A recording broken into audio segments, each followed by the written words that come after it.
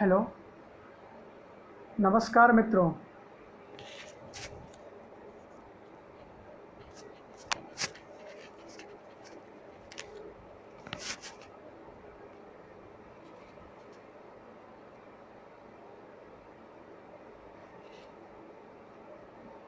Hello, नमस्कार मित्रों।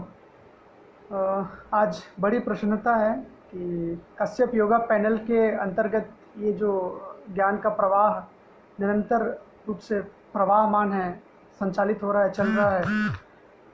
निश्चित रूप से कश्यप योगा पैनल इस कार्यक्रम के लिए साधुवाद के पात्र हैं, जिन्होंने विविध क्षेत्रों के विद्वानों को इनवाइट कर इस लॉकडाउन के पीरियड में बहुत ही अच्छा ये सेशन आरंभ किया है। और ये कार्यक्रम 21 जून तक चलेगा, जिसमें हम विश्व योग दिवस के रूप में जिसे मनाते हैं, बहुत प्रसिद्ध विश्व योग दिवस हम सब जानते हैं, वो तब तक ये कार्यक्रम चलता रहेगा, ये सीरीज चलती रहेगी।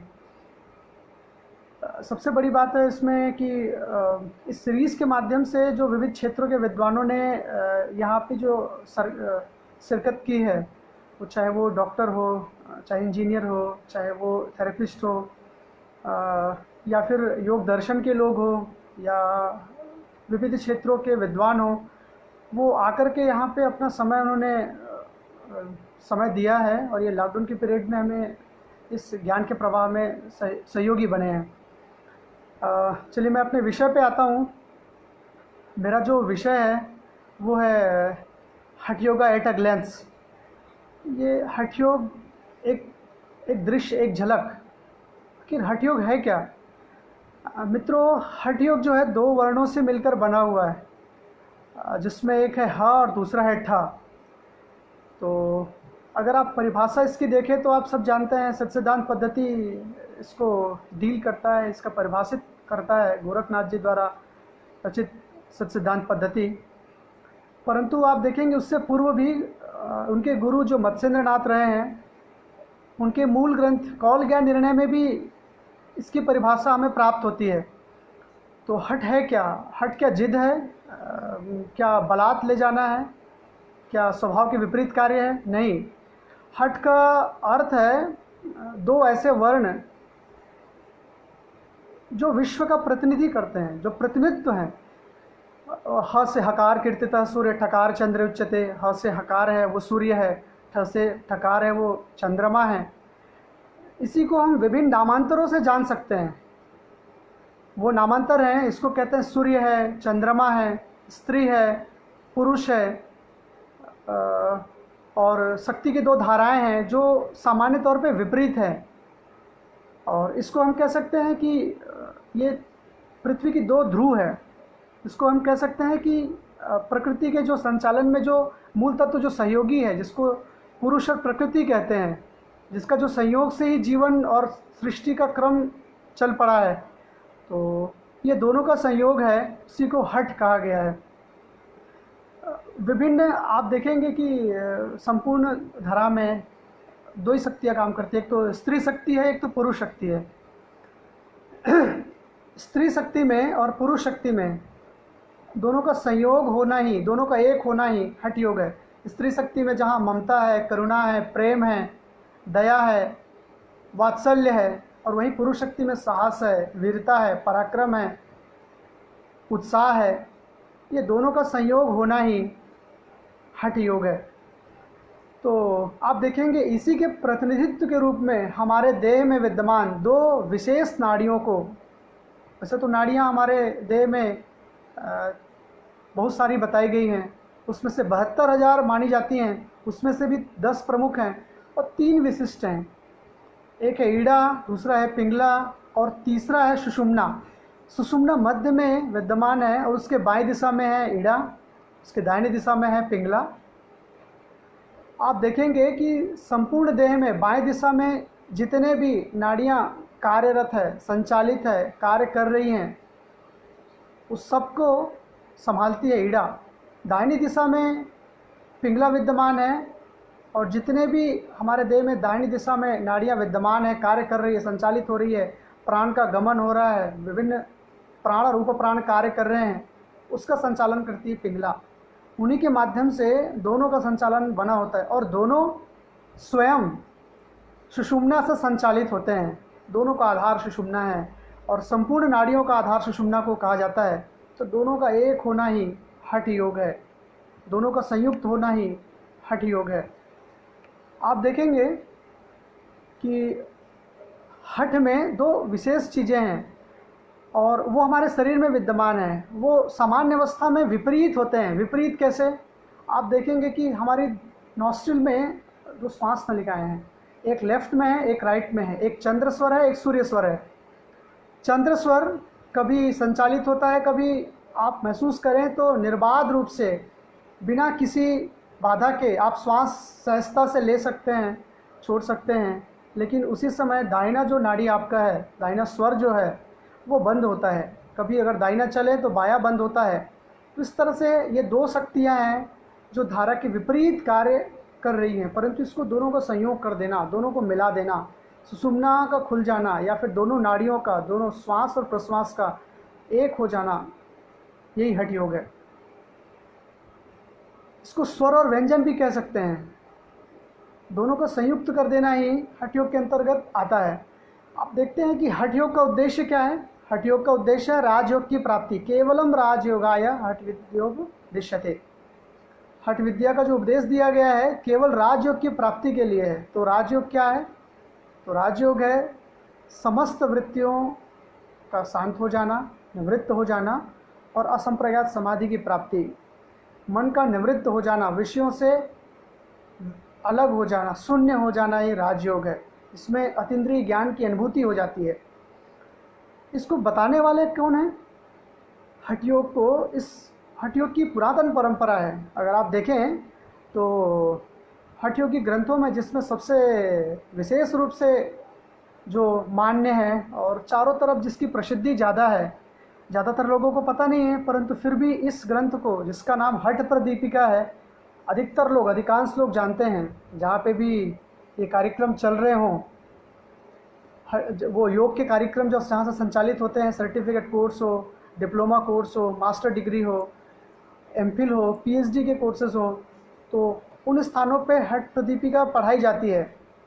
तो आप देखेंगे हठ प्रदीपिका अपने हठ योगिक महासिद्धों की पूरी सीरीज, पूरी वंशावली प्रस्तुत करते हैं। उसमें सर्वप्रथम आदिनाथ है, फिर मत्स्येंद्रनाथ है। इस तरह से परंपरा संचालित होती है।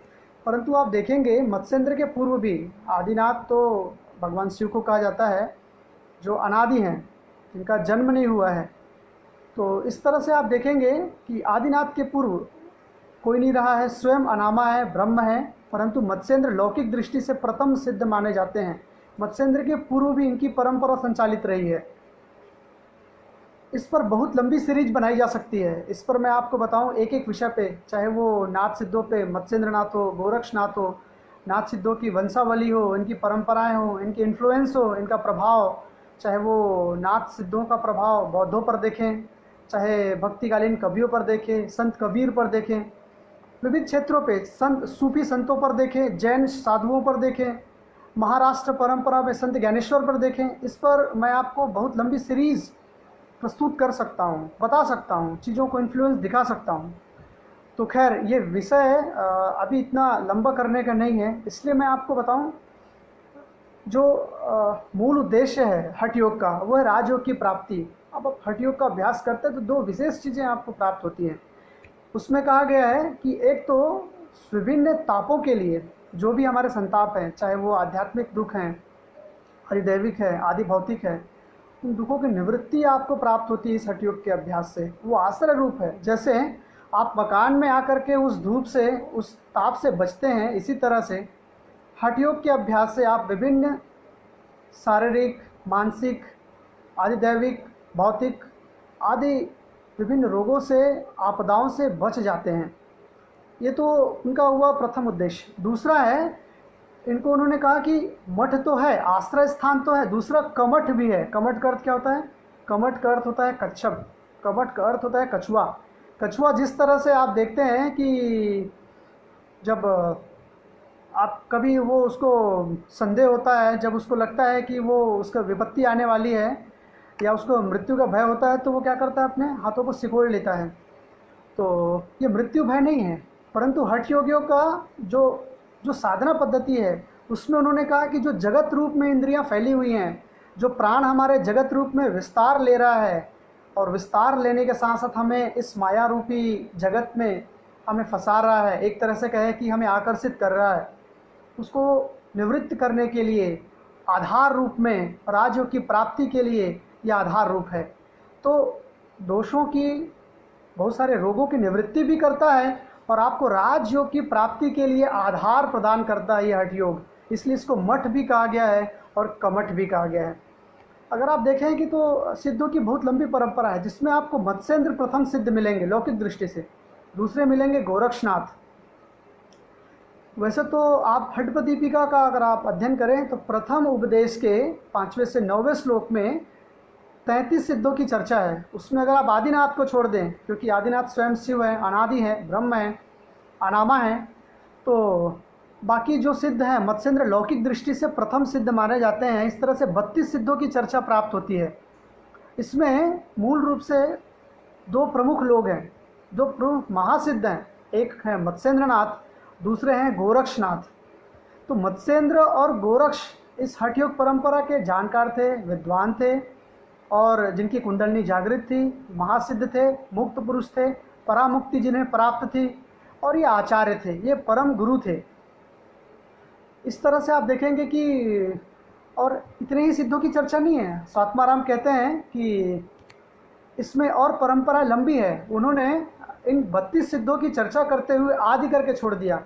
अब आदि करके जब वो छोड़ देते हैं तो इसी हठ प्रदीपिका के जो प्रमुख टीका है, बहुत सारी टीकाएं प्राप्त होती हैं, उसमें से जो विश्व प्रसिद्ध है, जिसको हम कह सकते हैं कि जिनकी प्रसिद्धि सबसे ज़्यादा है, वो है हठ प्रदीपिका ज्योत्सना, जिसके रचनाकार ब्रह्मानंद हैं। ब्रह्मानंद प्रख्यात योगी रहे हैं। इवन स्वात्माराम भी बहुत प्रसिद्ध योगी रहे हैं। लोगों को मैं आपको बता दूं, बहुत सारे लोग जानते नहीं होंगे, क्योंकि डीपली जब आप स्टडी करते हैं, अध्ययन करते हैं, तो आपको स्वात्माराम के विषय में थोड़ा आपको ज्ञान होगा कि हठ प्रदीपिका के हर उपदेश के, जब हर उपदेश का अंतिम श्लोक कहा जाता है तो अंतिम श्लोक के बाद में एक श्लोक स्वात्माराम जी ने लिखा है, और वो कहते हैं कि मैं सहजानंद योगी, मैं सहजानंद चिंतामणि परंपरा का योगी हूँ। और सहजानंद आप जानते हैं कौन है? सहजानंद है मत्स्येंद्रनाथ। सहज आनंद उनकी अंतिम उपलब्धि है। सहज आनंद है जहाँ संसार और मुक्ति दोनों में जहाँ संतुलन हो गया हो, समानता आ गई हो, जो सिद्ध मुक्त हो गया हो, वो सहज आनंद में रमण करता है। उसी संतान चिंतामणि, उसी परंपरा का मैं योगी स्वात्माराम हूँ, ऐसा वो अपने को बताते हैं, प्रकट करते हैं। तो उस पर एक जो बहुत महत्वपूर्ण जो टीका लिखी गई है, उस टीका का नाम मैं आपको बता रहा था, ब्रह्मानंद कृत हठ प्रदीपिका ज्योत्सना। तो आप उसमें पाएंगे कि इन सिद्धों की चर्चा करते हुए जो और सिद्धों के नाम लिखा गया है, वो है तांत्रिक बौद्ध परंपरा के 16वीं शताब्दी के सिद्ध तारानाथ। ज़्यादातर लोगों को तारानाथ के बारे में विषय में पता नहीं है, क्योंकि हम इनका इन्फ्लुएंस या दूसरे विषय या विविध क्षेत्रों को हम अध्ययन नहीं करते हैं, ये हमारा विषय नहीं होने के कारण हम छूते भी नहीं हैं। ये हकीकत भी है, परंतु एक शोधार्थी होने के नाते आप देखेंगे कि जो मैंने देखा है उसमें तारानाथ 16वीं शताब्दी में प्रमुख तांत्रिक बौद्ध परंपरा के लेखक, इतिहासकार और सिद्ध माने जाते हैं। तो ब्रह्मानंद जी ने कहा कि आदि में जो आदि सिद्ध हुए हैं उसमें तारानाथ भी इंक्लूड है, तारानाथ भी उसमें सम्मिलित हैं। तो अब आप देखेंगे नाथ योगियों के बहुत विभिन्न सारे क्षेत्रों में प्रभाव रहा है। आपको पता है कि जो नाथ योगी है उनके विषय में हम बहुत कम लोग जानते हैं। शोधार्थी है जो इस पर काम करेगा वो तो अध्ययन करता है, परंतु ज़्यादातर लोग इसलिए अध्ययन नहीं करते क्योंकि उनके विषय से वो उनके विषय में तो सम्मिलित नहीं है। दूसरा इंटरेस्ट होता है तो वो पढ़ते हैं, और जब और इंटरेस्ट होगा तो वो जान पाते हैं। जो जिज्ञासा करता है उससे प्राप्त हो जाती है, कोई भी चीज़ हो चाहे।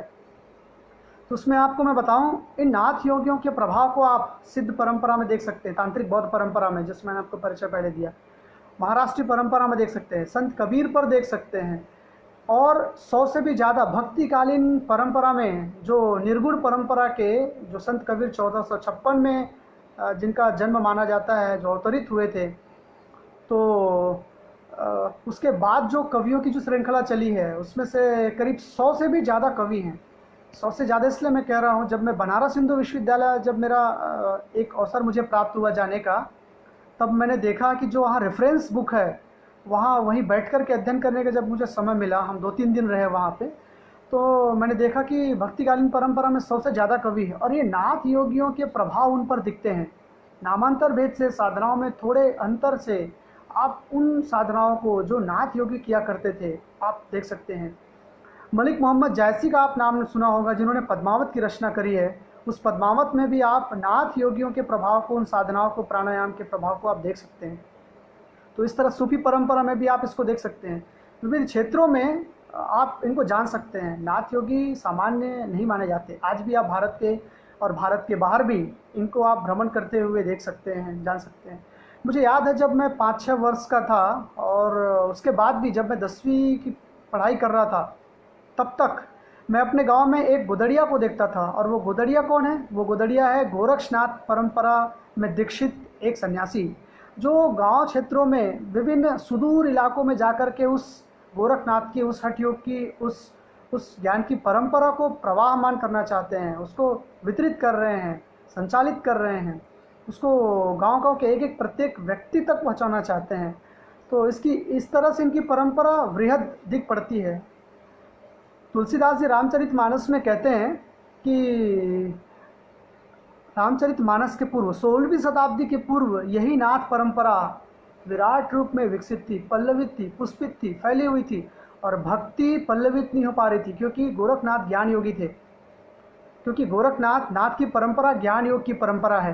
तो इस तरह से तुलसीदास जी भी इनकी स्वीकृति मानते हैं। उन्होंने कहा है कि भवानी शंकरो बंदे श्रद्धा विश्वास रूपिणो।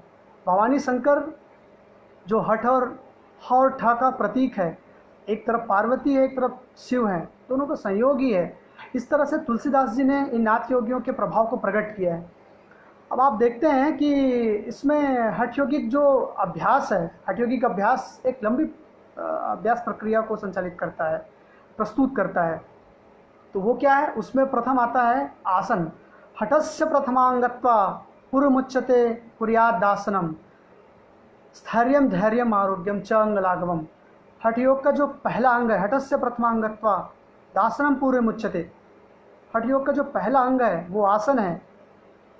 तो आसन और क्या करता है आसन? स्थैर्यम धैर्यम आरोग्यम च अंगलागमम, स्थिरता प्रदान करता है, आरोग्यता देता है और शरीर में और मन में लघुता प्रदान करता है। अब आप देखेंगे कि स्थिरता वाली जो बात है बहुत महत्वपूर्ण विषय है। हम आप देख रहे हैं कि आजकल जो आसनों का जो प्रचलन है वो एडवांस आसनों में है। लोगों का ऐसी मान्यता हो गई है कि जब तक हम एडवांस आसन प्रस्तुत नहीं करेंगे, दिखाएंगे नहीं, तब तक लगेगा कि लोगों को हम कुछ नहीं जानते हैं। लोगों को लगता है कि आसन का जो पर्याय है वो वृश्चिक आसन लगा देना है, सिर को नीचे करके पैरों को हैंड स्टैंडिंग कर देना है, हाथों के सहारे खड़े हो जाना है।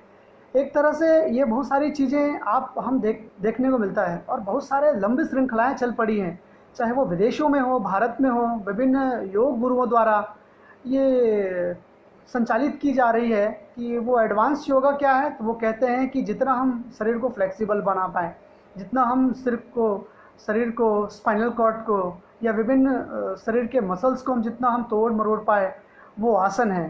परंतु आप मित्रों आप देखेंगे कि हठ योगी ऐसा नहीं मानते हैं। आप अगर मूल ग्रंथ को देखें, कौल ज्ञान निर्णय जो मत्स्येंद्र के मूल ग्रंथ माने जाते हैं, उसमें भी स्थिर आसन की बात कही गई है। विभिन्न मंडल और ध्यान और विभिन्न अभ्यासों के लिए स्थिर आसन में स्थिर रहिए बोल रहे हैं। गोरख शतक जो गोरक्षनाथ जी का मूल ग्रंथ माना जाता है, जिसकी 35 से ज़्यादा हस्तलिपियाँ आज उपलब्ध हैं वर्तमान में, तो उसमें भी 2 प्रमुख ही आसन हैं, वो पद्मासन और सिद्धासन है। सिद्धांत पद्धति आप ले लीजिए, उसमें भी 3 प्रमुख आसन हैं, उसमें पद्मासन है, स्वस्तिक आसन है, सिद्धासन है। आप हठ प्रदीपिका ले लीजिए, उसमें 15 आसनों की चर्चा करते हुए स्वात्माराम कहते हैं अगर श्रेष्ठ है कोई आसन तो सिद्धासन है। और इसी अभ्यास से आप 72,000 नाड़ियों को मल शोधन कर सकते हैं, 72,000 नाड़ियों को शुद्ध कर सकते हैं। घिरण संहिता आप ले लीजिए जिसमें 32 आसन है, परंतु घिरण जी भी कहते हैं सिद्धम पद्मम तथा भद्रम मुक्तम वज्रम च स्वस्तिकम सिंहम च गौमुखम वीरम धनुरासन में वच। सबसे प्रथम इसमें उन्होंने सिद्धासन रखा है। और 32 जो मृत्यु लोक में प्रमुख है, जिसको हम अभ्यास करके मुक्त हो सकते हैं, उसमें उन्होंने कहा मुक्ति का द्वार खोल देने वाला, मुक्त प्रदान कर देने वाला यह आसन सिद्धासन है। इवन आप देख लीजिए, इस परंपरा में अगर आप चरणदास जी का अष्टांग योग भी आप देखें तो उसमें भी उन्होंने कहा है आसन ही दो है, वो प्रमुख है, एक सिद्धासन है, दूसरा पद्मासन है। तो आखिर ये चीज़ें कहाँ जा पड़ी कि हम एडवांस आसन में आप देखें तो एडवांस आसन मोर फ्लेक्सिबिलिटी है। एडवांस आसन जितना हम तोड़ मरोड़ पाएँ, जितना हम अपने पैरों को फैला पाएँ, जितना हम हैंड स्टैंडिंग कर पाएँ, ये सारी चीज़ें कहाँ पे आई? आसन का एडवांसमेंट तो हठ योगियों के अनुसार स्थिरता में है। स्थिर सुखम आसनम, जैसे महर्षि पतंजलि कह रहे हैं। और स्थिरता से क्या होगी? ततो द्वंद्वानवी घातः, जो द्वंद्व है, द्वंद्व दो के हैं, प्राण के और चित्त के हैं। यही हठ प्राण के और चित्त के हैं। तो इस तरह से आप देखेंगे कि ये प्राण और चित्त दोनों का संयुक्त कर देना, जो दोनों का जो द्वंद्व है, विरोध है, उसको आप संयुक्त कर देना ही हठ योग है। जितना आप स्थिर हो पाएँ, जितना आप सिद्धासन, पद्मासन और मुक्तासन, वज्रासन, सिद्धासन को ही अलग अलग नामों से स्वात्माराम ने पुकारा है, चाहे वो मुक्तासन हो, गुप्तासन हो, सिद्धासन हो या वज्रासन हो, वो इन्हीं के नामांतर भेद से इनको जाना जाता है। मैं इनका विरोध नहीं कर रहा हूँ कि जो लोग मोर फ्लेक्सिबल हैं और जो बहुत अच्छा अभ्यास करते हैं, जिनकी प्रसिद्धि भी है, जो फेसबुक में छाए भी होते हैं, अच्छी बात है, वो मेहनती लोग हैं और उनको करना भी चाहिए। परंतु हम बढ़ें, हम प्रगति करें, हम उसी पे ना अटकें, हम आगे चलें, हम स्थिर आसनों की ओर बढ़ें। क्या हम कभी 1 घंटा अभ्यास कर पाते हैं किसी एक स्थिर आसन में? क्या हमें कभी नमनेस महसूस हुई है? कभी हमने कभी महसूस किया है कि जब हम एक स्थिर आसन में हैं तो पता ही नहीं चलता मैं कहाँ बैठा हूँ?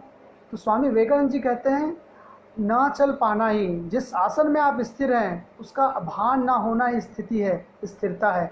श्री कृष्ण भी तो यही कह रहे हैं छठे उपदेश में, छठे अध्याय में श्रीमद् भगवद गीता में, कि समकाय शिरोग्रीवम धार्यम चलम स्थिर। आप स्थिर रहें, नासिका के अग्रभाग में आप सिर को, गर्दन को स्थिर करके आप स्थिर बने रहें।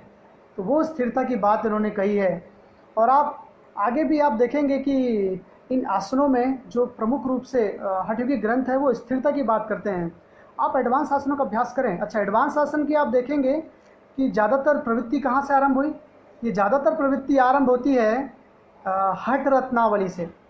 हठ रत्नावली में जिसके कर्ता श्रीनिवास जी हैं, 80% उन्होंने हठ योग ग्रंथ, हठ प्रदीपिका से ही चीज़ों को लिया है। चाहे अष्टकर्म में 6 तो स्वात्माराम जी द्वारा प्रस्तुत षटकर्म है, और 2 चक्री कर्म और भुजंगीकरण, चक्री कर्म और एक और अभ्यास है। तो इस तरह से उन्होंने लिया है। भुजंगीकरण एक प्राणायाम में उसमें सम्मिलित उन्होंने कर दिया है, जो 9 प्राणायामों कहते हैं। ऐसे ही मुद्राओं में भी स्वात्माराम का उन्होंने प्रभाव देखा है। ऐसे ही सिद्धों की वंशावली को जब प्रस्तुत करते हैं तो उन्होंने स्वात्माराम का अनुसरण किया है, अनुकरण किया है। तो उसमें उन्होंने 84 आसनों की चर्चा, तो नाम तो उन्होंने दिया, परंतु उन्होंने 37 आसनों की चर्चा की है। उसमें आपको एडवांस आसन दिखेंगे, वृश्चिक आसन आपको वहाँ दिखेगा, कई तरह के अभ्यास दिखेंगे, परंतु वो भी इस आसनों में मूल रूप से सिद्धासन को ही प्रमुख मानते हैं और उसकी पहली चर्चा करते हैं। तो हम आगे बढ़ें स्थिरता की ओर। और मेरा कभी भी ये उद्देश्य नहीं है कि जो मोर फ्लेक्सिबल लोग हैं, जो मेहनती हैं, जो पुरुषार्थी हैं, जो अभ्यास करते हैं, उसका मैं क्रिटिसाइज करूं, तो कंडेम करूं, उनका आलोचना करूं। हम आगे बढ़ें, प्रगति करें। खैर, अस्तु। दूसरा हम आप देखेंगे कि इन आसनों के साइड इफ़ेक्ट भी हैं, जिसको हम कह सकते हैं कि इनके एडवर्स इफ़ेक्ट क्या हैं, इसके विपरीत प्रभाव क्या हैं।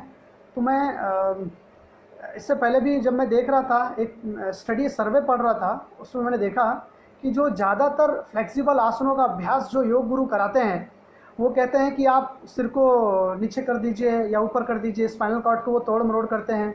पश्चिमोत्तानासन में किसी व्यक्ति को कहते हैं कि सिर को टच करा दीजिए, मैं हूँ ना, मैं आपको फ्लेक्सिबल बना दूंगा। ये सारी चीज़ों से उनको वो कहीं ना कहीं एक्यूट या क्रॉनिक पेन दे देते हैं, क्योंकि हर व्यक्ति की शारीरिक स्थिति ऐसी नहीं है जिससे हम उसको ज़्यादातर हम जैसे हैं ऐसे आप बना सकें।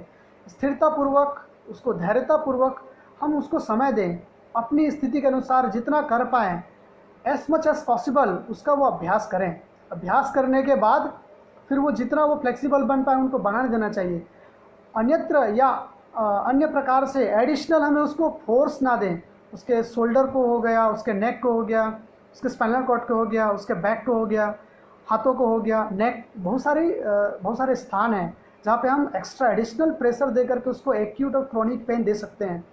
जर्मनी में ये सर्वे हुआ था जिसमें विविध तरह के अभ्यासों को चर्चा की गई, जिसमें अष्टांगा विन्यासा को भी लिया गया, ट्रेडिशनल हठ योग को भी लिया गया, और उसके बाद उसके प्रभाव को देखा गया। क्योंकि जितने भी डायनेमिक प्रैक्टिस हैं, आसन का अर्थ है स्थिरतापूर्वक, सुखपूर्वक आप उस स्थिति में आए, एक ही दिन में नहीं, एक ही दिन में आप नहीं आ सकते, आप स्थिरतापूर्वक, आप क्रमबद्ध तरीके से जब आप आगे बढ़ते हैं धीरे धीरे, तब आप जान पाएंगे कि वो चीज़ें धीरे धीरे ही आपको प्राप्त होगी। ऐसे ही किसी स्थिर आसन में स्थिर होने के लिए भी है, चाहे वो पद्मासन का भी अभ्यास हो तो एक दिन में आप 1 घंटा का अभ्यास ना करें, सिद्धासन आप बैठे तो एक दिन में ही आप 50 मिनट का अभ्यास ना करें, धीरे धीरे आप चलें, स्टेप बाय स्टेप चलें, 5 मिनट बैठे, 10 मिनट बैठे, धीरे धीरे आप प्रगति करें। ये बहुत ही महत्वपूर्ण है जो हमें जानना है। उसमें आप देखेंगे कि जो विपरीत प्रभाव है, एक्यूट और क्रोनिक, उनको प्रभावित कर दिया, उनके जॉइंट्स पेन होने लगे, नेक में दर्द होने लगा। अमेरिका में भी सर्वे है जिसमें मैं जब 2008 में उसका सर्वे पढ़ा था तो उसमें पता चला था कि 3000 से ज़्यादा लोग प्रभावित थे। फिर मैंने उसका सर्वे 2015 में पढ़ा तो 8000 से ज़्यादा लोग और 10,000, उसकी तादाद 8 से 10,000 के बीच थी जो एक्यूट और क्रोनिक पेन से प्रभावित हो चुके थे। क्योंकि हम एडिशनल फोर्स दे देते हैं किसी आसन को कराने के लिए, हम अतिरिक्त उसमें दबाव देते हैं। ऐसा ना करें ताकि इसकी जो आसन की जो छवि है वो गड़बड़ ना हो। आप फ्लेक्सिबल बनाएं, उनको समय दें, त्वरित आप डायनेमिक होकर के उसको इस तरह से कष्ट ना दें। आगे हम बढ़ते हैं, उसमें बात करते हैं मिताहार की। तो हठ योगियों ने मिताहार बहुत महत्वपूर्ण माना है, जो यौगिक आहार जिसको कहा जाता है, पथ्य और पथ्य की चर्चा की है। आप पाएंगे मित्रों कि इससे पहले भी आप देखेंगे हठ योगी ग्रंथों में मिताहार की थोड़ी सी चर्चा प्राप्त नहीं होती है। इससे पहले खास करके मत्स्येंद्र के मूल ग्रंथों को आप देखें तो मिताहार की कहीं कोई चर्चा नहीं है। परंतु ये मिताहार कहाँ से आया? ये आया है आयुर्वेद से। आयुर्वेद में जो जितने भी आहार की चर्चा करते हैं, चाहे वो शुंठी हो, चाहे गेहूँ हो, और चाहे वो 5 तरह की भाजियाँ हो, जीवंती, बथुआ, चौलाई, मेघनाथ, पुनर्नवा, चाहे वो स्निग्ध आहार की लेने की बात कर रहे हों, तो ये सारे जो आहार हैं वो आयुर्वेद से हठ योगियों ने लिया है। और इस तरह से इसकी क्रम चल पड़ी। मिताहार भी है जिसमें हम आधा पेट भोजन करें, भूख के अनुसार ही हम आगे, फिर जैसे हमें भूख लग रही हो तो हम 1 बार नहीं 3 बार 4 बार आहार ले सकते हैं, परंतु 1 बार अधिक भोजन ना लें। तो इस पर लंबी सीरीज़ प्रस्तुत कर सकते हैं, परंतु एक समय की मर्यादा है जिसको मैं आपको थोड़ा सा निर्देश करूंगा, इंडिकेट करूंगा कि ये आहार आयुर्वेद से लिया गया है। चरक संहिता में, सुश्रुत संहिता में और अष्टांग हृदय में इसमें आपको मूल रूप से मिलेंगे। इसकी विस्तृत चर्चा है जो हठ योगी ग्रंथों में आपको मिताहार मिलेगा। फिर हम आगे बढ़ते हैं, प्राणायाम है। ज़्यादातर लोग प्राणायाम का अर्थ अनुलोम विलोम से लेते हैं, और आपको पता है अनुलोम विलोम की चर्चा हठ योगी ग्रंथों में कहाँ है? आपको जान के आश्चर्य होगा कि अनुलोम विलोम का भी उल्लेख है, और वो है हठ प्रदीपिका ज्योत्सना में। ब्रह्मानंद जी ने नाड़ी शोधन के पूर्व हठ प्रदीपिका ज्योत्सना में अनुलोम विलोम करने की चर्चा करी है। अब घेरंड संहिता आप देखें तो उसमें जो वातक्रम कपालभाति है वो अनुलोम विलोम का ही अभ्यास है। भले उन्होंने घेरंड जी ने वातक्रम कपालभाति कर दिया, तो इस तरह से आप उसमें जान पाएंगे। फिर आप आगे बढ़ेंगे तो अनुलोम विलोम बिना नाड़ी शोधन के है क्या? हाँ, अनुलोम विलोम एक तरह से नाड़ी शोधन का ही नाम है और बिना कुंभक के है। बिना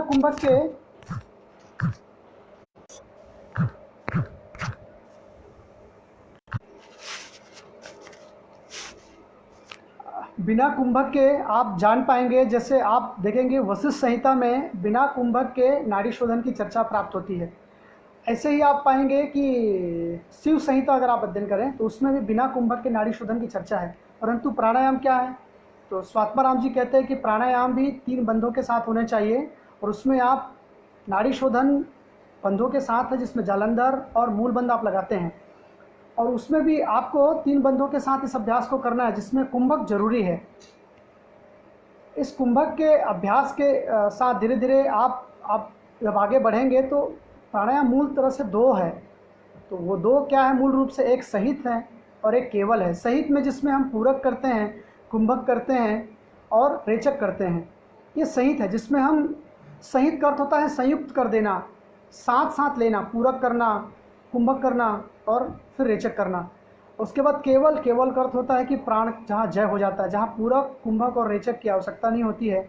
आप श्वास लिए हुए हों या छोड़े हुए हों, आप में प्राण धारणा इतनी हो जाती है, आप प्राण को धारण करने की क्षमता विकसित हो जाती है, लंबे समय तक आप प्राण रोक सकते हैं, श्वास बिना लिए बिना छोड़े भी। ये केवली प्राणायाम इसको कहा गया है। तो इस तरह से आप देखेंगे कि अनुलोम विलोम से हम आगे बढ़ें, नाड़ी शोधन का अभ्यास कर लें, और नाड़ी शोधन के अभ्यास से हम धीरे धीरे संहित प्राणायाम का अभ्यास करते हुए उस अवस्था को प्राप्त करें। क्योंकि मन ऐसा है जिसमें हमें मन मानता नहीं है, कि हमें लगता है कि हम अभ्यास करते हैं परंतु हम अनुलोम विलोम में ही अटके हुए हैं, नाड़ी शोधन तक नहीं बढ़ पा रहे हैं, या नाड़ी शोधन में है तो आगे अभ्यासों को हम कर नहीं पा रहे हैं। जैसे सूर्य भेदस्य उज्जाई शीतकारी शीतली तथा भस्त्रिका भ्रामरी मूर्छा प्लावनी चष्ट कुंभका, इस तरह से अभ्यासों को हम आगे बढ़ें, हम आगे करें। फिर मैं बात करूंगा मुद्रा के विषय में। आखिर हठ योगी ग्रंथ जो है मुद्रा किसको कहता है? तो मूल ग्रंथ में तो आप देखेंगे कि मुद्रा की चर्चा नहीं है। गोरखनाथ जी के पूर्व जो मत्स्येंद्रनाथ हैं तो वहाँ मुद्रा की चर्चा नहीं है। तो मुद्रा क्या है? जो मोद उत्पन्न करे, जिससे हमें आनंद की अनुभूति हो, आह्लाद हो, और जिससे कुंडली का जागरण हो। तो आपको जान के आश्चर्य होगा कि मुद्रा पे एक पूरी सीरीज चलाई जा सकती है और एक लंबा काम किया जा सकता है। इस पर 1 घंटा भी लेक्चर हो सकता है।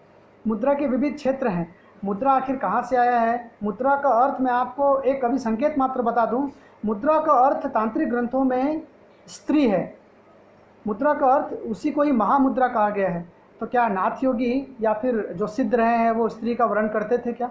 हाँ, बाद में ये परंपरा विकृत हो गई थी, परंतु इससे पहले आप देखेंगे 84 सिद्धों में जितने सिद्ध हैं उनके साथ एक एक स्त्रियां जो योगिनियां हैं वो आपको विद्यमान मिलेंगी। और सर्वप्रथम 84 सिद्धों की चित्रावली प्रस्तुत करने वाले राहुल सांकृत्यायन जी के पुरातत्व निबंधावली में 144वें पृष्ठ पर ये आपको देखने को मिलेगा। तो स्त्रियां थी, परंतु ये लंबी प्रक्रिया है, परंपरा थी। इसमें साधनाएं सम्मिलित थी, गुरु का निर्देश था, और उसमें पशु भाव से वीर भाव फिर दिव्य भाव की साधनाएं सम्मिलित होती थी, और ये गुरु के निर्देशन में पूरा होता था। तो खैर मैं आपको इतना ही बताना चाहता हूँ कि चीज़ें क्या है, क्योंकि एक विषय पे लंबा अगर आप बताएंगे तो इस पर ही समय हमारा पूरा व्यतीत हो जाएगा। आगे बढ़ते हैं। फिर ये जब विकृत हुई परंपरा मुद्रा की, तब ये स्त्री के रूप में छोड़ करके फिर आप जब महामुद्रा, महावेद, महाबंध, जालंधर, उद्यान, मूल और शक्ति चालनी, खेचरी आदि आपको प्राप्त होगा। और मैं आपको बता दूं हठ प्रदीपिका, और जब आप हठ प्रदीपिका और शिव संहिता पढ़ेंगे तो उसमें वज्रोली मुद्रा के अंदर एक सहजोली और अमरोली का अभ्यास है। सहजोली में भी स्वात्माराम जी कहते हैं कि स्त्री और पुरुष, योगी और योगिनी अपने विशेष अंगों पर जो गोबर है उसका राख कंडा बना करके, जो गोबर है उसको जला हुआ जो गोबर है उसमें जल मिश्रित करके उस विशेष अंगों पर उसका लेपन करें और विश्राम करें। तो ये परंपरा थी, परंतु उसमें अवशेष रूप में आप प्राप्त होगा। मैं आपको अगर जानना हो तो आपको अध्ययन करना पड़ेगा, और मैं चाहता हूं कि इस पर एक और से मैं वीडियो बनाऊं, काम करूं, ताकि मैं मुद्राओं के अभ्यास को, उनकी परंपराओं को और उनमें विकृतियों को, उनकी साधनाओं को बता सकूं। आगे हम बढ़ते हैं। आप देख रहे हैं कि नादानुसंधान है, ये समाधियों के 1.25 करोड़ समाधियों में नाथ योगियों ने कहा कि प्रमुख है। और नादानुसंधान, नाद जो उत्पत्ति हो रही है, हठ योगी कहते हैं जब आप आसनों का, षटकर्मों का जब आप अभ्यास करते जाते हैं तो एक अवस्था ऐसी आती है कि अपने आप स्वतः ही सहज रूप से ही जो मन है वो इंद्रियों से डिटैच्ड हो जाता है, शून्य हो जाता है, ये अपने आप ही अभ्यास क्रम में। तो अभ्यास क्रम में ये अवस्था आती है, फिर वो नाद स्फुटन होता है, क्योंकि कुंडलिनी का जागरण ही नाद की उत्पत्ति है। तो उससे जो सम्मिलित समाधि है, जिसमें जब ऊपर उठती है तो जितने भी हमारे पंचभूतात्मक जो सूक्ष्म शरीर है, तो उसको वो पार करते हुए उन 5 तत्वों को जय करते हुए ऊपर उठ जाती है। तो इसलिए आप देखेंगे कि गृहण संहिता या गोरख शतक में इन पंच धारणाओं की चर्चा की गई, जिसमें साधक योगी इस 5 तत्वों पर विजय प्राप्त कर लेता है और अंतिम में शिव और शक्ति का संयोग हो जाता है, जिसको उन्होंने कहा कि हठ की प्राप्ति हो जाती है। आगे बढ़ते मैं जो चीज़ें भूल गया था उसमें आपको बता रहा था। एक तो षटकर्म है। आपको पता है कि षटकर्म की उत्पत्ति कैसे हुई? षटकर्म तांत्रिक ग्रंथों में और हठ योग के मूल ग्रंथों में आपको प्राप्त नहीं होंगे। वो जो मूल रूप से है वो गोरक्षनाथ के पूर्व आपको प्राप्त नहीं होंगे। जैसे मत्स्येंद्र के मूल ग्रंथ कौल ज्ञान निर्णय में तो षटकर्म धौती वस्ती नेति नौली त्राटक कपाल भाती आपको प्राप्त नहीं होंगे, परंतु आयुर्वेद के कुछ सिद्धांत आपको मिलेंगे वहाँ पे। तो षटकर्म क्या था? षटकर्म था तांत्रिक ग्रंथों में, आप दत्तात्रेय तंत्र देख लीजिए, मत्स्येंद्र के मूल ग्रंथ देख लीजिए, उसमें षटकर्म है मारण है, मोहन है, वशीकरण है, स्तंभन है, विद्वेषण है और उच्चाटन है। तो मारण क्या है? किसी को मारना, मोहन किसी को मोहित कर देना, किसी को वश में कर लेना, स्तंभित किसी को रोक देना, सेनाओं को रोक देना और दुष्टों को रोक देना, विद्वेषण द्वेष उत्पन्न कर देना मंत्री और राजा के बीच में या किसी व्यक्ति के बीच में, उच्चाटन मन को स्थिर होने से रोक देना, स्थिरता प्राप्त ना कर सके, ये सारी चीज़ें थी। तो ये प्रयोग तंत्र में होते रहे हैं और ये षटकर्म कहलाते थे। ये 6 हैं, परंतु ऐसा क्या हुआ कि ये षटकर्म बदल करके धौती वस्ती नेति नवली त्राटक कपाल भाती हो गया? इसका भी कारण रहा है मित्रों, ये इसलिए रहा क्योंकि ये षटकर्म विकृत होने लगे थे।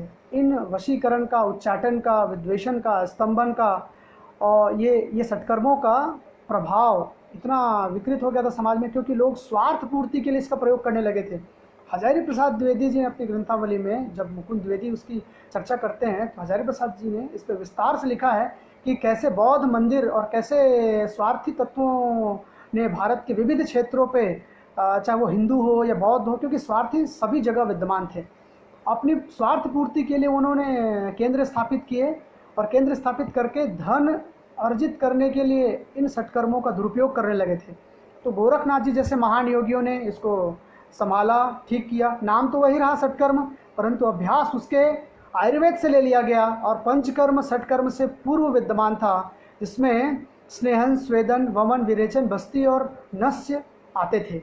और इस तरह से आप देखेंगे, कोरिलेट करेंगे, मैंने इस पर काम किया है, इस पर भी एक अच्छा वीडियो बनाया जा सकता है, परंतु इतना ही आपको निर्देश करना यहाँ पे आवश्यक है, समय सीमा पे अपना काम करते हुए, एक ओवरव्यू देते हुए कि षटकर्म पंचकर्म से आया हुआ है, आयुर्वेद से योगियों ने लिया। और बहुत सारे जो औषधि तेल थे, क्योंकि योगी है वो निर्लिप्त हैं, निर्विकार हैं, उनके पास तो बहुत सारा धन का संग्रह नहीं है, वो फक्कड़ है, सन्यासी है, बहुत कम चीज़ों पे वो जीवन व्यतीत करते हैं। तो उन्होंने किस तरह से प्राकृतिक रूप से, चाहे वायु से, जल से, इन शुद्धि क्रियाओं को अपना करके हठयोगी ग्रंथों में स्थान दिया। आगे बढ़ते हैं। अगर मैं बात करूं इन सभी विषयों पर तो और समय लग सकता है, परंतु मित्रों इतना ही आवश्यक होगा और आगे मैं चाहूँगा कि इस पर वीडियो बनाऊं। मैं अपना कुछ अनुभव शेयर करना चाहता हूं। जैसे मैं जब जो मेरी योग की पढ़ाई हुई है देव संस्कृति विश्वविद्यालय में हुई है, हरिद्वार में। देव संस्कृति सबसे फेमस है। मैं आज भी याद करता हूँ उस गुरु स्थान को, जहाँ पे मैंने अनुभव मेरे जीवन में कुछ उतरा है। जैसे मैं आपको बताऊं, जब मैं देव संस्कृति विश्वविद्यालय में था तो मैं आसनों का अभ्यास करता था। एमएससी जब मैं 1 साल तो नहीं किया, जब मैं फाइनल ईयर में पहुंचा तो मुझे लगा कि आसनों का अभ्यास करना चाहिए। वहाँ के आचार्यों से मिला तो आचार्य ने कहा कि इसको खुद प्रयोग करके देखो, तुम क्या अनुभव कर पाते हो। तो श्रीमद् भगवद गीता की क्लास हुआ करती थी हमारे श्रद्धेय डॉक्टर प्रणव पंड्या जी की। तो श्रद्धेय की क्लास में जब हम बैठते थे तो मुझे लगता है कि जो गुरुजनों ने मुझे आदेश दिया है या फिर किसी हर व्यक्ति को वो कहते थे कि अभ्यास करो, तो अभ्यास करना चाहिए। एक एक आसनों को, पद्मासन या सिद्धासन में बैठना आरंभ किया और मैं 5 मिनट नहीं बैठ पाता शुरुआत में। फिर धीरे धीरे यह क्रम बढ़ता रहा। हर गुरुवार को श्रद्धेय की क्लास होती थी श्रीमद् भगवद गीता की, तो मैं ऐसे ही हर गुरुवार को अभ्यास प्रारंभ कर दिया। तो आपको यकीन नहीं होगा कि ये 5 मिनट का अभ्यास 2.5 घंटे का हो गया था। मैं 2.5 घंटे एक ही आसन में बैठ सकता था, अभ्यास नॉर्मल चलता था। और उसी दौरान फिर मैंने प्राणायाम पे भी कुछ प्रयोग किए कि जैसे हेड प्रदीपिका में स्वात्माराम जी कहते हैं कि आप इसको 4 बार अभ्यास करिए, प्रातः, मध्य, सायंकाल और अर्धरात्रि को। तो अर्धरात्रि को तो पॉसिबल नहीं हो पाता था, परंतु 3 बार मैं अभ्यास करना आरंभ किया। तो 3 बार अभ्यास करने के उपरांत मैंने देखा कि एक बार क्या हुआ कि मैं 1 घंटा लगातार अभ्यास करता रहा नाड़ी शोधन का। तो उससे पहले भी मैं 3-4 महीने, 5 महीने तक अभ्यास करता रहा हूँ। उसके बाद एक दिन मैंने 1 घंटा का अभ्यास किया। 1 घंटे के अभ्यास के बाद 5-10 मिनट के बाद मुझे ऐसा लगा जैसे मेरा शरीर ही नहीं है। जैसे मुझे लगा कि पूरा शरीर ऐसा हो गया जैसे लाइक ए कॉटन, पूरा हल्का हो गया, मुझे महसूस ही नहीं हो पा रहा था मैं हूँ। तो ऐसा मुझे थोड़ा डर भी लगने लगा कि ऐसा क्या हो गया है। तो फिर धीरे धीरे 1-2 घंटा ये अभ्यास रहा, मतलब ये अनुभव रहा। फिर धीरे धीरे वो सामान्य हो गया, जैसे मैं महसूस करता हूँ, जैसे हम आप देखते हैं शरीर को, ऐसा मैं महसूस करने लगा। फिर एक दिन क्या हुआ कि अभ्यास अनवरत जारी रहा। एक बार श्रद्धेय की क्लास चल रही थी श्रीमद् भगवत गीता की, और वो ऐसा प्रसंग था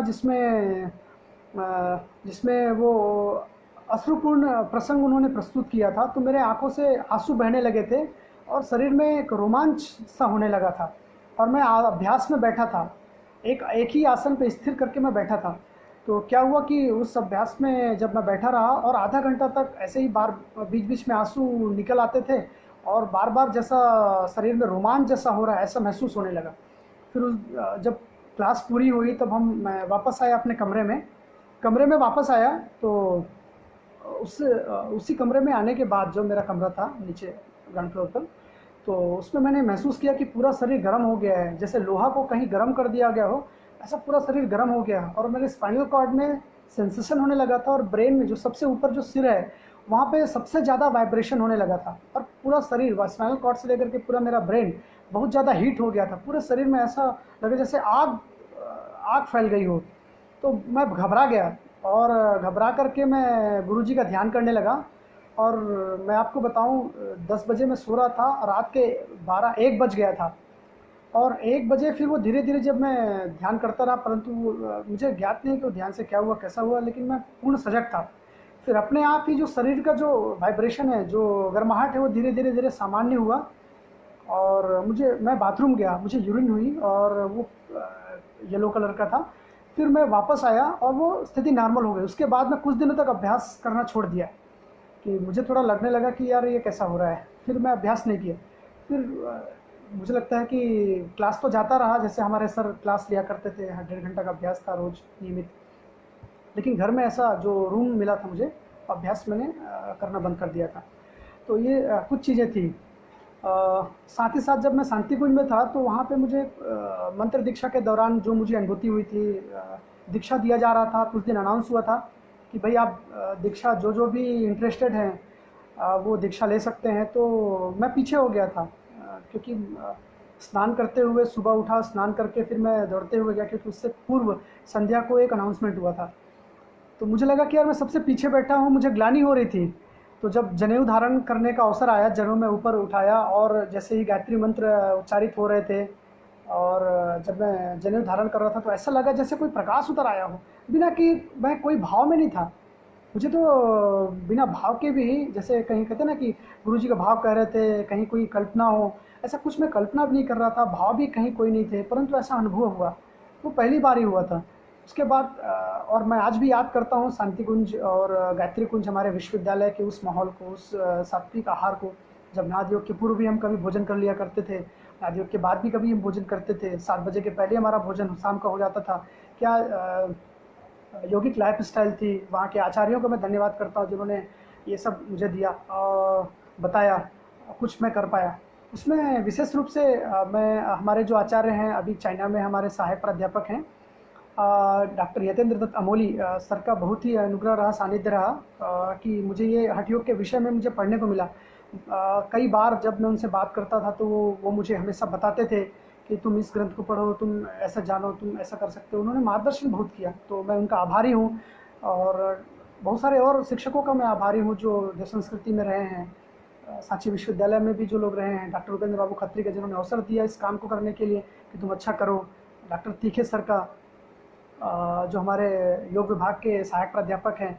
तो इस तरह से बहुत आचार्यों का एक सानिध्य हमें मिला। और मैं और आगे जो कहना चाहूँ कि जो कहना चाहता हूँ वो है, इतना ही मेरी अनुभव है, रही है, जो मैं आपको प्रस्तुत कर रहा था, जो मैंने कुछ अध्ययन कर पाया हूँ। जहाँ तक बात कोरोना की है, तो इस लॉकडाउन के पीरियड में मित्रों, कुछ लोगों को मैं जब छत्तीसगढ़ में था, रायपुर में, उस समय कुछ एडिशनल डीजीपी को मैं योग सिखाता था। कुछ डॉक्टर्स थे जो सर्जन थे और एज ए स्पेशलिस्ट माने जाते हैं हार्ट के, और कुछ जो हैं वो एज ए कंसल्टेंट माने जाते हैं, जो 15-16 डॉक्टरों के ऊपर जिनका मैनेजमेंट माना जाता है, जो प्रमुख थे।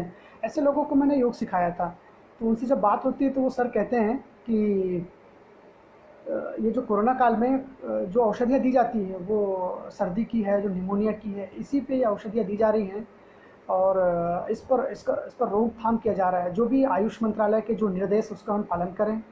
और आयुष मंत्रालय के द्वारा जो दी हुई जो काढ़ा है, बताई गई जो आयुर्वेदिक औषधियाँ हैं, जो नियम है उसको हम फॉलो करें और मास्क पहने, सोशल डिस्टेंसिंग बना के रखें और 2 गज जो दूरी है वो बहुत ज़रूरी है। तो इस तरह से हम संक्रमण से बच सकते हैं। और मध्य प्रदेश शासन द्वारा त्रिकट चूर्ण बांटा जा रहा है, जैसे मुझे भी प्राप्त हुआ। अभी मैं रायसेन में रहता हूँ, तो त्रिकट चूर्ण जिसमें काली मिर्च है, सौंठ है और पिपली है, तीनों का मिक्सचर है। और उन्होंने कहा कि तुलसी का पत्ता आप मिक्स करके इसका काढ़ा बनाए, उसका सेवन करें। और आप योग का अभ्यास करते हैं तो करते रहें, इस तरह से उन्होंने बताया। तो ये सारी चीज़ें फॉलो करें और सही सूचनाओं को ही लोगों तक पहुँचाएँ, प्रदान करें। इधर उधर देयर एंड वेयर जो सूचनाएं हैं, जो जो सत्य ना हो, जो हमें लगे कि डाउटफुल लगा हो, उसको हम प्रेषित ना करें। और इस तरह से हम इस समय में भी, कोरोना काल में भी हम अपने को बचा सकते हैं, सुरक्षित हम रह सकते हैं। जिससे हम बचेंगे, देश बचेगा। योगाभ्यास से, सजगता से और इन सावधानियों से हम इस तरह से बच करके अपने जीवन को उन्नति प्रदान करें, अभ्यास करते रहें। आप सभी का साधुवाद, धन्यवाद जुड़ने के लिए। आप सबको प्रणाम, नमस्ते।